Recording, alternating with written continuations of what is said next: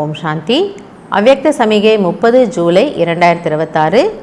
बाप दादाविनुடைய महावाक्यम, कोई भी कार्य करते व बात करते बीच बीच में संकल्पों की ट्रैफिक को स्टॉप करो.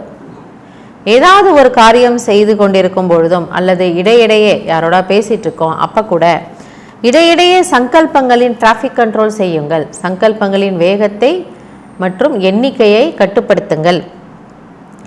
1 मिनट के लिए भी मन के संकल्पों को चाहे शरीर द्वारा चलते हुए कर्म को बीच में रोक कर भी. ஸோ நம்ம ஏதோ ஒரு வேலை செய்துட்ருக்குறோம், பரவாயில்ல அந்த வேலையை நிறுத்திட்டு பண்ணுங்க.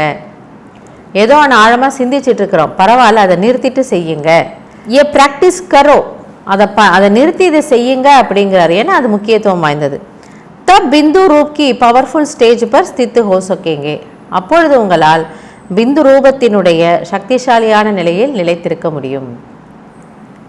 ஸோ இது முடியுதான் பாருங்கிறார். இடையிடையே தேவையில்லாத எண்ணங்களை நிறுத்திட்டு உங்களால் சாரஸ்வரூபத்தில் வர முடியுதா அப்படின்னு பாருங்க. जैसे अव्यक्त स्थिति में रह कार्य करना सरल होता जा रहा है, वैसे ही ये बिंदु रूप की स्थिति भी सहज हो जाए. ஸோ ஆனால் நமக்கு ஒரு பயிற்சி இருக்குங்கிறார். அப்பப்போ நீங்கள் ஃபரிஷ்தா ஆகி அவ்யக்த ஸ்வரூபத்தில் வர்றீங்க. ஸோ அது எப்படி உங்களுக்கு ஈஸியாக இருக்கோ அது ஈஸியாக இருக்குது. அதே போல் இந்த பிந்து ரூபத்தில் நிலைத்திருப்பது, அசரீரி ஆத்மாங்கிற நினைவில் இருப்பது கூட உங்களுக்கு ஈஸியாக ஆயிடணும். கொஞ்சம் முயற்சி பண்ணால் அவங்களால செய்ய முடியுங்கிறார். அதனால் இன்றைக்கி இந்த பயிற்சி நமக்கு பாபா சொல்கிறார். டிராஃபிக் கண்ட்ரோல் பண்ணுங்கள். நமக்கு ஏற்கனவே பாபா ஒரு 7-8 முறை டிராஃபிக் கண்ட்ரோல் சொல்லியிருக்கிறாரு.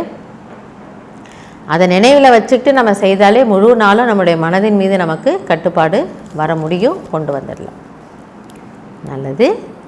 ஓம் சாந்தி.